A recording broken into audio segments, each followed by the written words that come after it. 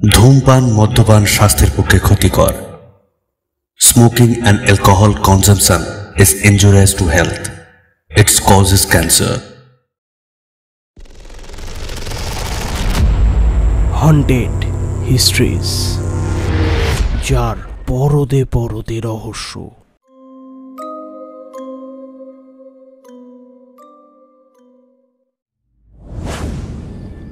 অনন্যা রাতে কখনো বাগানে আসে না, কিন্তু সন্ধ্যার বিষয়টা তাকে অদ্ভুতভাবে ভাবিয়েছে। তার দৃঢ় বিশ্বাস কিছু একটা অস্বাভাবিক আছে এই বাড়িটাকে ঘিরে। আম গাছটাকে লক্ষ্য করে ঘুরছিল সে। হঠাৎ কারো চলার শব্দ কানে এলো। অনন্যা সতর্ক চিন্তার মেয়ে। গভীর রাতে পিছন থেকে পায়ের শব্দ এলে দুম করে যে তাকাতে নেই, সেটা বহু আগেই ঠাম্মির মুখে শুনেছে সে আরো দুপা এগোতেই শুনতে পেল তার পিছন পিছন কেউ পা বাড়াচ্ছে। অনন্যা ডাকল, বাবা। কোনো সাড়া এলো না। মা। এবারেও সাড়া এলো না। শেষবার ডাকল, ও ঠাম্মা। এবারেও সাড়া এলো না। অনন্যার শীত দাঁড়াবে, ঠান্ডা স্রোত চলে যায়, তার পা থেমে আসে। তবুও কিসের মনোবলে সে পিছনে না ফিরেই সামনে এগিয়ে যায়। ধীরে ধীরে পিছনের বাগান হয়ে সামনের দরজায় এসে দাঁড়াতেই এক নিঃশ্বাসে দরজা খুলে দৌড়ে মায়ের ঘরে কড়া নাড়ে। তার কণ্ঠে ভয়।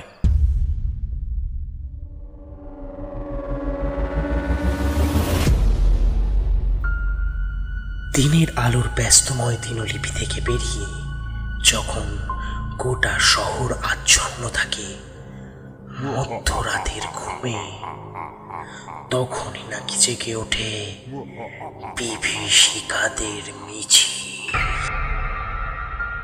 বিভীষিকাময় রাতেরা তখন বলে, সত্যি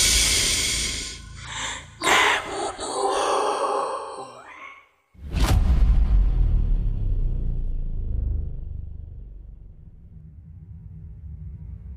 নমস্কার, আমি দেবজিৎ। আজ আপনাদের জন্য হন্টেড হিস্ট্রিজ প্রেজেন্টস সত্যি এমনও হয়ের প্রথম পর্ব, নিশির দৃষ্টি। আজকের গল্পটি আমাদের পাঠিয়েছেন অনন্যা মুখার্জি। তিনি বর্তমানে খড়দহ নিবাসী এবং তার বাস্তব জীবনের অভিজ্ঞতাটি হয়েছিল তিনি যখন ছোটবেলায় দুর্গাপুরে থাকতেন, এবং এই ভৌতিক অভিজ্ঞতাটিকেই একটি গল্পে রূপান্তরিত করেছে প্রভাইতা। আজকের গল্প পাঠে পার্থ। অন্যান্য চরিত্রে নেহা, দেবযানী, সৌরভ, কৃষ্ণকলি, রূপা, শৌর্য, রনিত এবং অভিষেক। গল্পের সূত্রধার আমি দেবজিৎ। শুনতে থাকুন নিশির দৃষ্টি।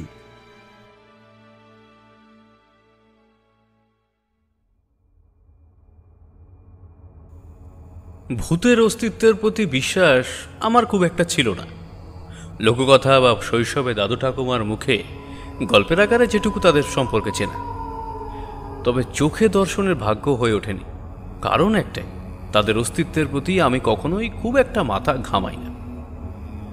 তবে আজকের যে গল্পটি শুনতে চলেছেন তার উপসংহারে কি ব্যাখ্যা থাকতে পারে সেটা না হয় আপনাদের উপরেই ছেড়ে দিলাম।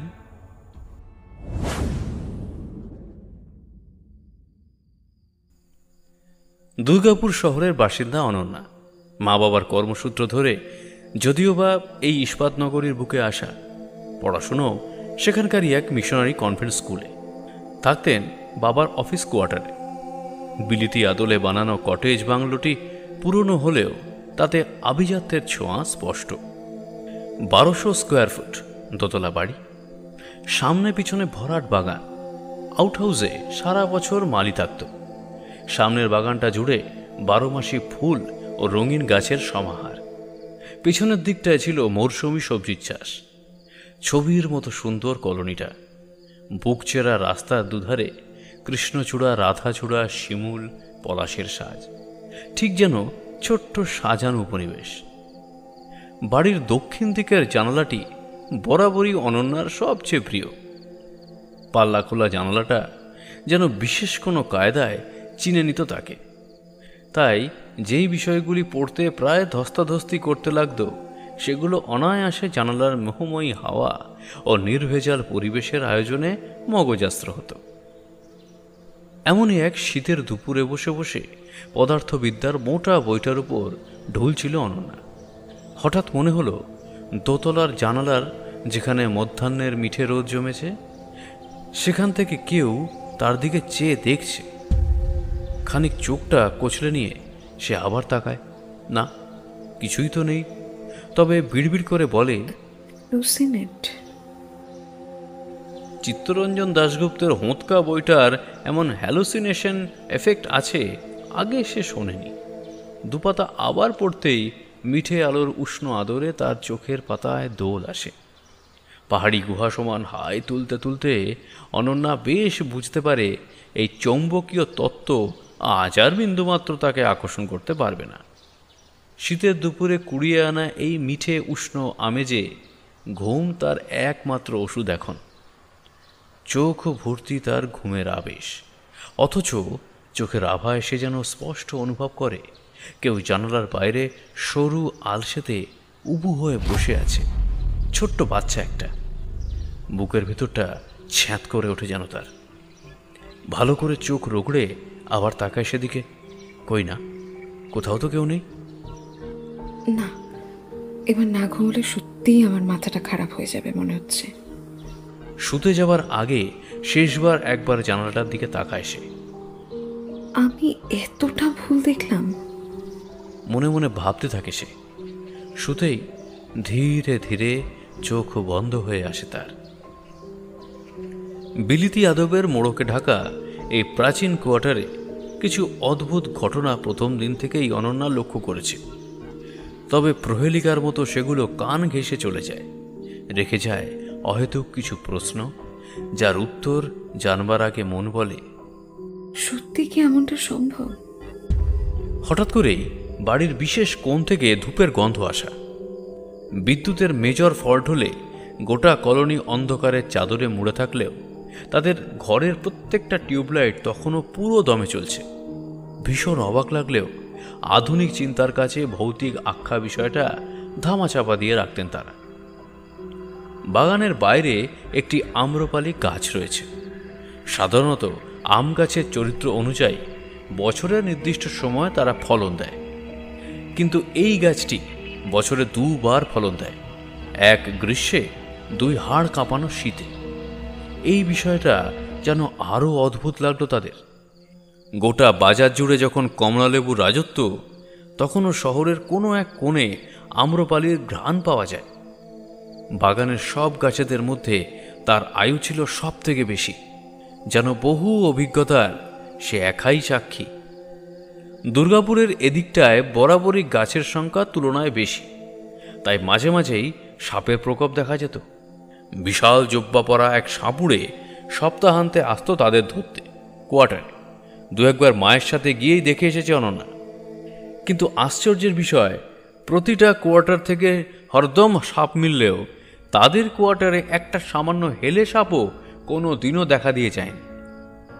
এই ধরনের বিষয়গুলোকে সাধারণ ভেবে উপেক্ষা করে দেওয়া গেলেও এর পরের ঘটনায় সান্ত্বনা দেওয়ার মতো কোনো যুক্তি মিলবে না। ক্লাস 9-এ পড়ুয়া অনন্যা, সামনেই জীবনের সব থেকে বড় পরীক্ষার একনিষ্ঠ কড়া নাড়া। নিজের ঘরে খাটে বসে মনোযোগ সহকারে পড়ছে সে। তার পিছনের দিকে দেওয়ালে থাকত একটি ঝুলন্ত 3 থাকের বইয়ের শোকেস। সামনের পাল্লাটা কাঁচের তৈরি, তারই নিচে বসে বইয়ের পাতায় মুখ গুঁজে পড়ছে সে। ঘরে আর কেউ নেই। মা নিচে রান্নাঘরে, বাবা সন্ধ্যেবেলা আড্ডা দিতে ক্লাবে গিয়েছেন। হঠাৎ কেউ যেন প্রবল ধাক্কা মারল তাকে। ধাক্কার বেগ সামলাতে না পেরে পিছনের দিকে দেওয়ালে বাড়ি খায় তার মাথা। ব্যথায় চোখ বন্ধ করে নেয় সে। আর তখনই ঝমঝমিয়ে কাঁচ ভাঙার আওয়াজ। মাথায় হাত বুলিয়ে চোখ খুলে সবটা বোঝার আগেই অনন্যার চোখ চলে যায় নিচে ভাঙা কাঁচগুলোর উপরে। সে বুঝতে পারে ওপরের বুক শেলফের ওই ভারী পাল্লার কাঁচটা খুলে পড়ে গেছে ঠিক কিছুক্ষণ আগেই, যার নিচে বসে অনন্যা পড়ছিল। এক অপরিচিত আশঙ্কা বয়ে চলেছে তার মস্তিষ্ক জুড়ে। শীতের সন্ধ্যায় দক্ষিণের জানালা দিয়ে দোলা পাকানো ঠান্ডা যেন তাকে জড়িয়ে ধরে। ভয় না, কষ্টে অনন্যার চোখ বেয়ে গড়িয়ে পড়ে দুপোঁটার জল। কি রে, কিসের আওয়াজ? কি ভাঙলো? মেয়ের ঘর থেকে কাঁচ ভাঙার বিকট চিৎকার শুনে রান্না ফেলে ওপরে ওঠেন মিসেস মুখার্জি। দরজার সামনে আসতেই অনন্যা সাবধান করে দেয়, মা সামলে, কাঁচ আছে। এ কি করে হলো রে? কাঁচ ভাঙলো কি করে? বলে পর্যবেক্ষণ করতে গিয়ে তিনি দেখেন বুক শেলফটা হাঁ হয়ে আছে। আরে কি করে হলো? ওখানে কি করছিলি তুই? মায়ের একটা কথাও যেন কানে ঢোকে না অনন্যার। আজ সে স্পষ্ট অনুভব করেছে কারো উপস্থিতির। এখনো ঘাড়ের কাছে ধাক্কার স্পষ্ট স্পর্শ অনুভব হচ্ছে তার। কি রে, কি বলছি? মায়েরটাকে সম্বিত ফেলে তার। এ বাবা, তোর পায়ে তো রক্ত রে, কাঁচ গেঁথে আছে তো। মায়ের আচমকা চিৎকারে লক্ষ্য করে অনন্যা সত্যি তার পায়ের বুড়ো আঙুল বরাবর গেঁথে আছে মোটা এক টুকরো কাঁচের অংশ।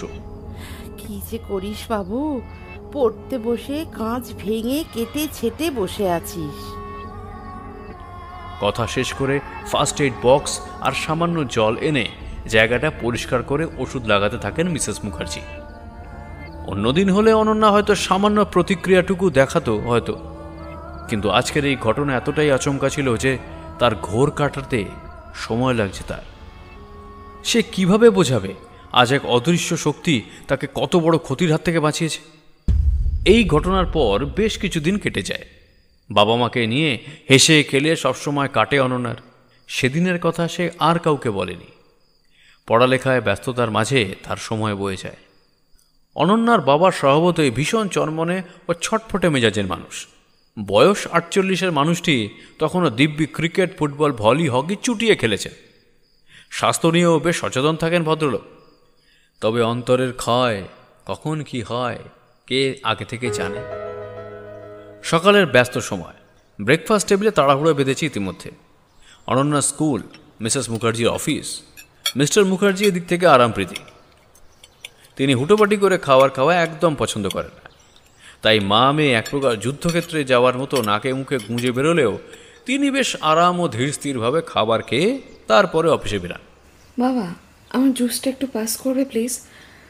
আরে মা, আমার সিরিয়ালটা দাও, আমার দেরি হয়ে যাচ্ছে। আসছি। সকাল সকাল যুদ্ধ বাঁধে ঘরে। এই নাও, এই যে তোমার খাবার, আর এই যে তোমার চাটা। পেপারে মুখ গুজে থাকা অবস্থায় স্ত্রীর হাত থেকে চায়ের কাপটা নিয়ে তাতে দুটো চুমুক দেন। চিনির পরিবর্তে মধু দিয়েছেন। বাবু জলদি কর, দেরি হয়ে যাচ্ছে তো। আচ্ছা বাবা, তোমার এখন দেরি হচ্ছে না? না মানে এখনো তো তুমি ব্রেডটা হাফ খেয়ে রেখে দিয়েছো। মেয়ের কথায় প্লেটের দিকে তাকিয়ে সেখান থেকে ব্রেডটা তুলে কামড় বসান। তারপর হেসে বলেন, খাওয়ার সময় ধীরে সুস্থে খাওয়া উচিত, নয়তো সেটা হজম হয় না, আর হজম ভালো না হলে শরীর সুস্থ থাকে না। খাওয়া শেষ হতেই অনন্যা ও মিসেস মুখার্জি বেরিয়ে যান। মিস্টার মুখার্জি নিজের ব্রেকফাস্ট কমপ্লিট করে বেসিনে এঁটো বাসন রেখে টেবিলের সামনে এসে ব্যাগ কাঁধে নিতেই বুকের বাম দিকটা ব্যথা করে ওঠে। সাথে সাথে চোখে মুখে অন্ধকার ছেয়ে যায় তার। মাথার মধ্যে অস্বাভাবিক যন্ত্রণা শুরু হয় তার। তারপর জ্ঞান হারিয়ে পড়েন। গোটা বাড়িতে কেউ নেই, বাইরে পাখিদের কিচির মিচিরটুকু শোনা যায় শুধু। মাথায় ঠান্ডা জলের বর্ষণে জ্ঞান ফেরে ভদ্রলোকের। চোখ খুলতেই লক্ষ্য করেন তিনি বাথরুমে। বাইরে লোকজনের গলার আওয়াজ। অনন্যার বাবার বন্ধু ওনারা। অ্যাম্বুলেন্স আসে, ওনাকে হসপিটালাইজড করা হয়। বেলার দিকে খবর পেয়ে মিসেস মুখার্জি এবং অনন্যা দুজনেই হন্তদন্ত হয়ে হসপিটালে আসেন।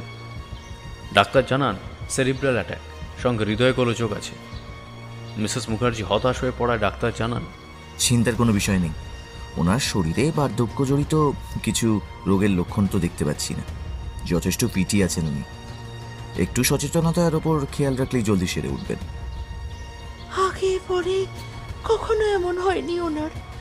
সব সময় নিজেকে যথেষ্ট ফিট রাখেন, সময় মতো খাওয়া দাওয়া, মাপা খাবার এবং রেগুলার এক্সারসাইজে থাকেন। কি করে এমন হলো?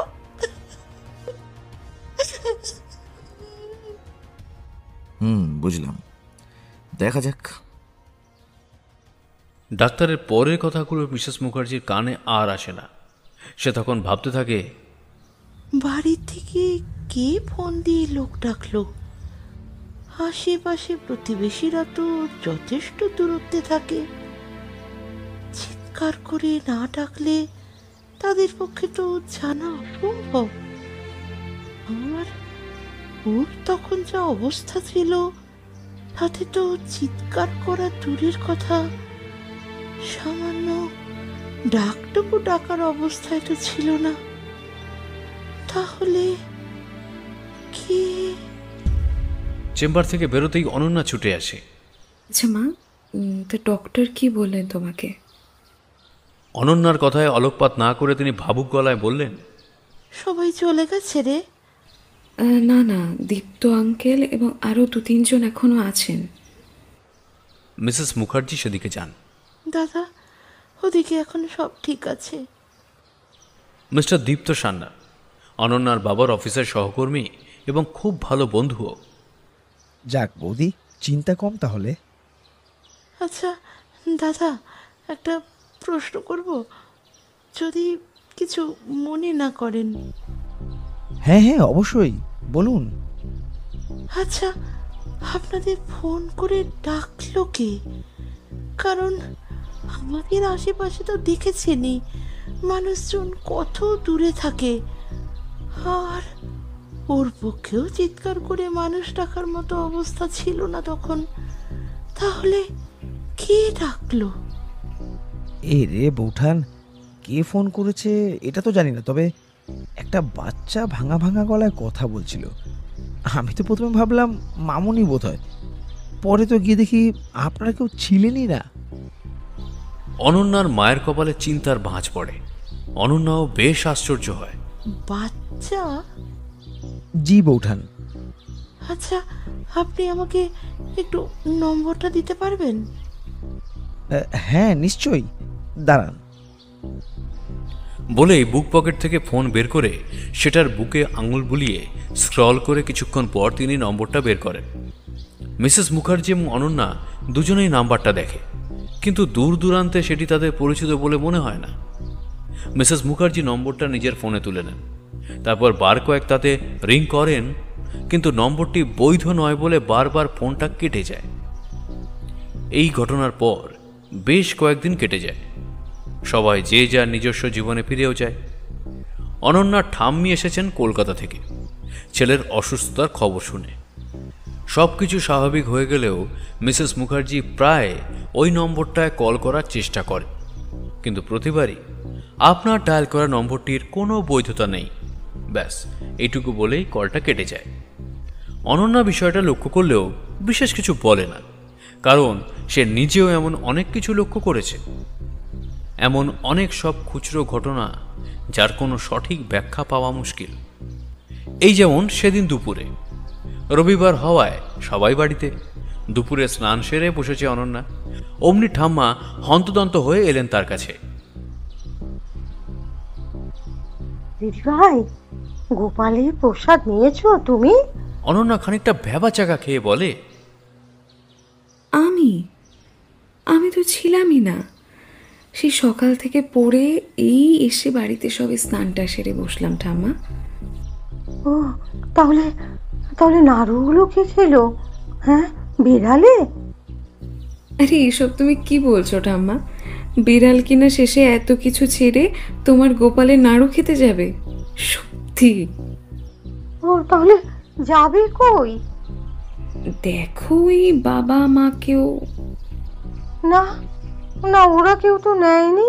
এবার অনন্যাও একটু আশ্চর্য হয়। সে উঠে গিয়ে নিজে দেখে বিষয়টা, এ যেন তার জানাই ছিল।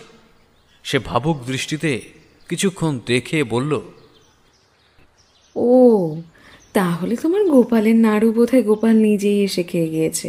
কথাটা বলে জোরপূর্বক হাসে সে। ভিতরে ভিতরে প্রশ্নবোধক চিহ্ন তারও রয়ে গিয়েছে। খাবার টেবিলে বসে কথাটা পারতেই অনন্যার মা ফ্যাকাশে গলায় বলেন, সেদিন অমৃতগুলো কে যেন গোটা অর্ধেক ছিঁড়ে খেয়ে গেছে।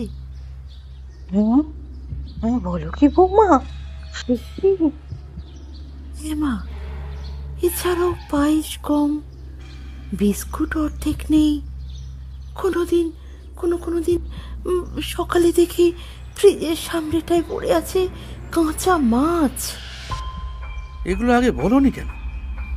বলে আর কি হবে, এটা যে স্বাভাবিক ঘটনা নয়, সেটা আমি সেদিনই বুঝেছিলাম জানো।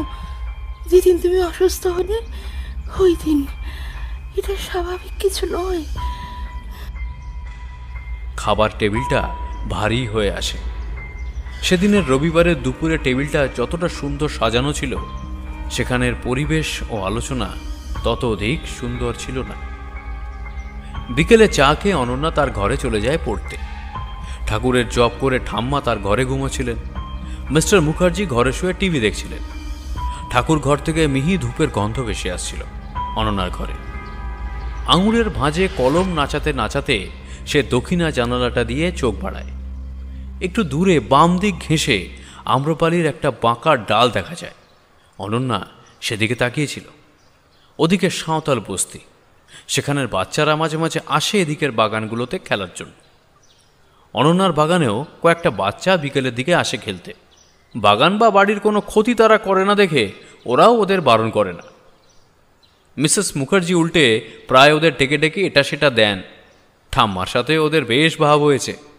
ওদেরই কেউ একজন বাবাকে দিয়ে ওই আম্রপালির একটা ডালে দড়ি বাঁধিয়ে তাতে পিঁড়ি বসিয়ে একটা দোলনা বানিয়েছে। ওরা ওখানেই খেলে। অনন্যা মাঝে মাঝে সেখানে দোল খায়। সন্ধ্যার শীতল নিস্তব্ধে সে লক্ষ্য করে দোলনাটা অস্বাভাবিক রকম দুলছে। চারিদিকের পরিবেশ ঠান্ডা। সূর্য অস্ত গিয়েছে অনেক আগে। কেউ কি বসেছিল ওই দোলনাতে? মনা, তুই কি একটু আগে আমার ঘরে গিয়েছিলি? আমি? ওই না তো। তাহলে আমার পা ছুলো কে? পা? হ্যাঁ, টিভি দেখতে দেখতে আমার চোখ লেগে আসে। ঠিক তখনই মনে হলো একতলা ঠান্ডা বড় ভাতে কেউ আমার পা ছুঁয়ে বেরিয়ে গেল। অনন্যার চোখে মুখে অস্বাভাবিকতার ছাপ। কিন্তু আমি তো ঘরেই পড়ছিলাম, আর এই ঠান্ডার মধ্যেই বরফ হাত নিয়ে আমি তোমার পায়ে দেবই বা কেন? চারিদিক নির্জীবের মতো কিছুক্ষণ স্তব্ধ রইল। মিস্টার মুখার্জি চিন্তার মুখেই নিজের ঘরে ফিরে গেল। অনন্যা কপালে ভাঁজ নিয়েই বাইরে তাকালো। দোলনাটা শান্ত। অনন্যার অস্বস্তি হতে লাগলো। রাতে খাবার পর অনন্যা কাউকে কিছু না বলে ফোনের ফ্ল্যাশ লাইট জ্বালিয়ে বাইরে আসে। তখন প্রায় মধ্যরাত। বরাবরই ভারী রাশির অধিকারী হওয়ায় একটু বেশি সাহসী সে। উদ্দেশ্য আম্রপালি গাছটা। আসার পর থেকে এই গাছটাকে ভারী অদ্ভুত লাগে তার। একটা পাতাও পড়ে না এর। কোনো মরা পাতা অবধি দেখেনি সে। আলো মারতেই স্পষ্ট আম নজরে পড়ল। অনন্যার বুকটা একটু শুকিয়ে এলো। দিনের আলোয় সবুজ লাগলেও রাতের মায়ায় যেন মৃত লাগে প্রায় গাছটিকে। সরু মোটা ডালগুলো কেমন যেন একে অপরকে জড়িয়ে কাটাকুটি খেলছে। অনন্যা রাতে কখনো বাগানে আসে না, কিন্তু সন্ধ্যার বিষয়টা তাকে অদ্ভুতভাবে ভাবিয়েছে। তার দৃঢ় বিশ্বাস কিছু একটা অস্বাভাবিক আছে এই বাড়িটাকে ঘিরে। আম গাছটাকে লক্ষ্য করে ঘুরছিল সে। হঠাৎ কারো চলার শব্দ কানে এলো। অনন্যা সতর্ক চিন্তার মেয়ে। গভীর রাতে পিছন থেকে পায়ের শব্দ এলে দুম করে যে তাকাতে নেই, সেটা বহু আগেই ঠাম্মির মুখে শুনেছে সে আরো দুপা এগোতেই শুনতে পেল তার পিছন পিছন কেউ পা বাড়াচ্ছে। অনন্যা ডাকল, বাবা। কোনো সাড়া এলো না। মা। এবারেও সাড়া এলো না। শেষবার ডাকল, ও ঠাম্মা। এবারেও সাড়া এলো না। অনন্যার শীত দাঁড়াবে, ঠান্ডা স্রোত চলে যায়, তার পা থেমে আসে। তবুও কিসের মনোবলে সে পিছনে না ফিরেই সামনে এগিয়ে যায়। ধীরে ধীরে পিছনের বাগান হয়ে সামনের দরজায় এসে দাঁড়াতেই এক নিঃশ্বাসে দরজা খুলে দৌড়ে মায়ের ঘরে কড়া নাড়ে। তার কণ্ঠে ভয়। মেয়ের আচমকা ডাকে মিস্টার আর মিসেস মুখার্জি এবং মিস্টার মুখার্জির মা সবাই বেরিয়ে আসেন। অনন্যাকে শান্ত করিয়ে তারা সবটা শোনেন। বাড়ির 4-4টে মানুষ একই অনুভূতির শিকার। অনন্যার কিছু একটা মনে পড়তেই সে উঠে দাঁড়িয়ে তার মাকে বলে, মা, ওই ওপরের ছাদের পাশের ঘরটা চাবিটা কোথায় বলো তো? আমার কাছে, এই ড্রয়ারে। কেন? ওটা আমাকে জলদি দাও তো, আমার লাগবে। কি করবি? এত প্রশ্ন এখন করো না, এত প্রশ্নের উত্তর দেওয়ার সময় এখন নেই। তুমি একটু বোঝার চেষ্টা করো, ঝটপট চাবিটা আমাকে দাও। মেয়ের জোরাজোরির কাছে নত হয়ে শেষে চাবিটা দেন মিসেস মুখার্জি। অনন্যা ছুটে গিয়ে ওপরের দরজাটার সামনে দাঁড়িয়ে পড়ে। এ বাড়িতে আসার পর ঘর গোছানোর সময় কিছু ডক্টর রিপোর্ট পেয়েছিল সে, সেগুলোকে প্রয়োজনীয়ভাবেই রেখে দিয়েছিল সেই ঘরটায়। কট করে শব্দ তুলে দরজাটা খুলে দেয় সে। একটা দলা পাকানো ভ্যাপসা হাওয়া তার নাক মুখ হয়ে বেরিয়ে যায়। দুবার কেশে ঘরের ভিতর ঢুকে নির্দিষ্ট একটি জায়গা থেকে জিনিসগুলো বের করে। রিপোর্টগুলোর মধ্যে একটা এক্স-রে প্লেটও আছে। সবকিছু নিয়ে সে নিচে নেমে আসে। সবাই তাকিয়ে থাকে অনন্যার দিকে। দিদিভাই, ওগুলো কি? অনন্যা এক্স-রে প্লেটটা আলোর সামনে তুলে বলে, এ বাড়িতে আসার পর আমাদের আগে যে পরিবারটি থাকতো তাদের কিছু দরকারি জিনিস আমি খুঁজে পেয়েছিলাম। পরেই ফেরত দিতে হতে পারে এই ভেবে আমি গুছিয়ে রেখেছিলাম, কিন্তু অনেক দিন হয়েও গেছে, আর তো কেউ নিতেও আসেনি, তাই মাকে সবটা দিয়ে দিয়েছিলাম। পরে বোধহয় মা ওই ঘরে রেখে এসেছিল জিনিসগুলো। মিসেস মুখার্জি মাথা নেড়ে বলেন, হ্যাঁ, আমিই রেখে দিয়ে এসেছিলাম। অনন্যা প্লেটটা তার বাবাকে দেখিয়ে বলে, এই দেখো বাবা, মাথার এক্স-রে, একটা বাচ্চার তাও। আমি হলফ করে বলতে পারি এর সাথে এসবের কোনো যোগসূত্র আছেই আছে। সেদিন রাতের মতো কথা ওখানেই শেষ হয়। পরদিন সকালে মিস্টার মুখার্জি এই বাড়ি যিনি ঠিক করে দেন তাকে ফোন করেন। তিনি আসতেই আগের বাসিন্দাদের সাথে যোগাযোগ করে তাদের ডাকা হয়। ভদ্রলোকের নাম শ্রীকান্ত সাহু। তিনি এবং তার স্ত্রী ও একটি ছোট বাচ্চা আসেন। পুরো ঘটনাটা তাদের খুলে বলার পর ভদ্রলোক অসহায় মুখ নিয়ে যা জানান তাতে যে কারোর হৃদয় ভার হয়ে যায়। এই বাড়িতে তারা ছিলেন কয়েক বছরের বাসিন্দা। এই বাড়িতেই তার প্রথম ছেলের জন্ম হয়। বেশ সুখী পরিবার ছিল তাদের। কিন্তু হঠাৎ কিসের দৃষ্টিতে সব ওলট পালট হয়ে যায়। বছর 8 ছোট ছেলেটা হঠাৎ মাথা ব্যথা করে কেঁদে ওঠে। সেই ব্যথা ধীরে ধীরে কাল হয়ে ওঠে। ডাক্তার দেখিয়ে টেস্ট করিয়ে জানা যায় ওর ব্রেনের টিউমার আছে একটা। দীর্ঘদিন ভোগান্তির পর ওইটুকু বাচ্চা অপারেশনের ধকল সইতে না পেরে অকালে চলে যায়। পাশে বসা মিসেস সাহু ততক্ষণে প্রথম সন্তানের শোকে বুক ভাসিয়ে উঠে চলে যান বাগানের আম্রপালির তলায়। এখানে তার কোল ছেঁড়া ধনটির সাথে না জানি কত সময় কাটিয়েছেন তিনি। মিসেস মুখার্জি ওনার পিছনে এসে দাঁড়ান, কাঁধে একটা হাত রেখে বলেন, নিজেকে একটু সামলান। মিসেস সাহু হাউ মাউ করে কেঁদে ওঠেন। পারিনি দিদি, পারিনি আমার আদরের টুকরোটাকে জিইয়ে রাখতে। সে চলে যাওয়ার পর এত কষ্ট হতো যে বাড়িটা ছাড়তে বাধ্য হলাম। কিন্তু বিশ্বাস করুন, আমরা থাকতে কখনো আমাদেরকে আভাস দেয়নি। মিসেস মুখার্জি বুঝতে পারেন একজন মায়ের কাছে তার প্রথম সন্তানের আদর কতখানি। উনি ফুঁপিয়ে উঠে মিসেস সাহুর মাথায় হাত বুলিয়ে দিয়ে বলেন, ওর অস্তিত্ব কখনো আমাদের উপকার ছাড়া কোনো অপকার করেনি দিদি। বড় লক্ষ্মী ও। রাত প্রায় 12:30। কেউ ঘুমায়নি। ড্রয়িং রুমে সোফায় বসা 4টে প্রাণী। আরে, মায়ের কোল খালি করা কোন মানিক কে জানে এভাবে কষ্ট পেয়ে ভুগছে। মায়ের কথাটা শোনা মাত্র অনন্যার বুকটা মোচড় দিয়ে ওঠে। এতদিন ভয় থাকলেও আজ কোথাও একটা করুণা কাজ করছে তার মধ্যে। থাক বরং ও আমাদের সাথে। যে কটা দিন আছি আমরা, সে কটা দিন অন্তত থাকুক। ক্ষতি তো করছে না কোনো। এরপর দেখতে দেখতে 2 বছর কেটে যায়। মুখার্জি পরিবারের এবার নিজেদের শহর কলকাতায় ফেরার সময়। অনন্যার কলেজ, মিসেস মুখার্জিরও ট্রান্সফার হয় ওখানে, তাই মিস্টার মুখার্জিও ভলেন্টারি রিটায়ারমেন্ট নিলেন আজ। একটু একটু করে প্রতিদিন এখন গোছগাছ চলছে। ইদানিং যেন সেই কচি ভূতটির উপদ্রব বেড়েছে, সব সময় এটা ওটা ফেলার তালে রয়েছে। মিস্টার মুখার্জিও এর মধ্যে বার কয়েক সেই ক্ষুদে অশরীরটিকে অনুভব করেছেন। সপ্তাহ খানিক পর অনন্যাদের যাওয়ার তারিখ ঠিক হলো। সেই এবং মিসেস মুখার্জি আজকালের মধ্যেই চলে যাবেন। মিস্টার মুখার্জি এবং তার মা কয়েকদিন পর যাবেন, এদিকের সব গোছগাছ কাজবাজ মিটিয়ে। যাওয়ার আগের দিন অনন্যা বিকেলে বাগানের আম গাছটার তলায় দাঁড়ায়। আজ যেন বড্ড অসহায় লাগছে গাছটাকে। তার বুকে হাত বুলিয়ে দিতেই পিছন থেকে একটা বছর 7-8 ছেলে এসে তাকে জিজ্ঞাসা করে, তোমরা বুঝি চলে যাচ্ছ? অনন্যা পিছনে ঘুরে তাকাতেই দেখে একটি বছর 8 শিশু। হ্যাঁ গো, কিন্তু তুমি কে?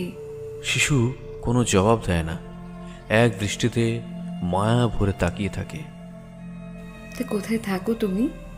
শিশুটি কোনো জবাব না দিয়ে পাল্টা প্রশ্ন করে, আর আসবে না এখানে?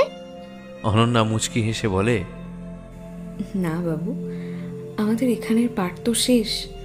তা তুমি কোথায় থাকো বললে না তো এখনো? এখানেই। এখানে? তা এখানে কোথায়? সাঁওতাল বস্তিতে? কই আগে তো কোনোদিন দেখিনি তোমায়। আমি তো রোজ দেখি তোমায়। অনন্যা ভ্রু কুঁচকে হেসে বলে, মানে? আবার কেউ আসবে এই বাড়িতে? হয়তো আসবে। ততদিন আবার একা থাকতে হবে। অনন্যা একটু আশ্চর্য হয় বলে, মানে? বাবিন, এই বাবিন, একটু আয় তো এদিকে, দরকার আছে। মায়ের ডাকে পিছনে ফিরে যাই বলে সাড়া দিয়ে সামনে তাকাতেই দেখে কেউ নেই। অনন্যা আশ্চর্য হয়ে যায়, এই তো ছিল পুঁচকেটা। কি রে, আয়। অনন্যা আর কিছু না ভেবে মায়ের কাছে যায়। 2 দিন পর মিসেস মুখার্জি মেয়েকে নিয়ে কলকাতায় ফিরে যান। মিস্টার মুখার্জি ও তার মা তার সপ্তাহখানিক পর যেদিন চিরতরে ওই বাংলো ছাড়বেন, সেদিন দরজা টরজা বন্ধ করার পর গাড়িতে ওঠার আগে পিছন ফিরে বাড়িটার দিকে একবার তাকান মিস্টার মুখার্জি। তার চোখে ছিল এক রাশ জল। তিনি সেই হারা উদ্দেশ্যে বলেই ওঠেন, তুমি মুক্তি পাও বাবা, এই একাকিত্বের জীবন থেকে তুমি মুক্তি পাও। আমি ব্রাহ্মণ হিসেবে তোমাকে আশীর্বাদ করি। নতুন জীবনের দিকে তুমি অগ্রসর হও। তুমি সারা জীবন আমাদের ভালো করেছ, তোমারও ভালো হোক।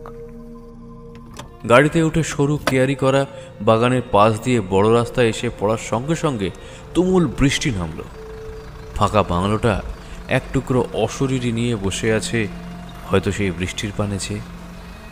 মিস্টার মুখার্জি 2 চোখে জল নিয়ে দুর্গাপুর ছাড়লেন। কোনো আত্মার আত্মীয় যেন রয়ে গেল পিছনে। কলকাতায় আসার 2 দিন পর দুর্গাপুরের ওই কলোনির এক প্রতিবেশীর সাথে আলাপ আলোচনার মাধ্যমে জানতে পারেন, ওনারা চলে আসার পরদিন প্রচণ্ড ঝড়ে আম গাছটি উল্টে ভেঙে পড়ে বাংলোর উপর। ঠিক মাঝ বরাবর 2 ভাগ হয়ে যায় বাড়িটা। মিস্টার মুখার্জি চুপচাপ শুনলেন এবং মুচকি হাসলেন। দোতলায় নিজের ঘরে এসে অনন্যাও জানালার কাছটায় এসে দাঁড়ায়। বড্ড হালকা লাগছে তার। ক্ষুধেটি মুক্তি পেল অবশেষে। তবুও দূর আকাশের তিমির গাঢ়ত্বের দিকে তাকিয়ে আরও একবার সে বিড়বিড় করে বলে ওঠে, সত্যি এমনও কি হয়?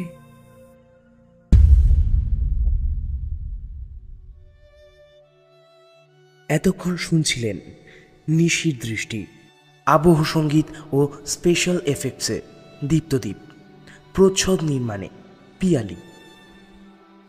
আপনার জীবনেও যদি ঘটে থাকে এরকম কোনো ভৌতিক অভিজ্ঞতা, তাহলে অবশ্যই পাঠিয়ে দিন hauntedhistories.inquiry@gmail.com অথবা 6289508462 এই নম্বরের হোয়াটসঅ্যাপে। আমরা আপনার গল্প অডিও স্টোরিতে রূপান্তরিত করে পৌঁছে দেব হাজারো শ্রোতার কাছে। নমস্কার।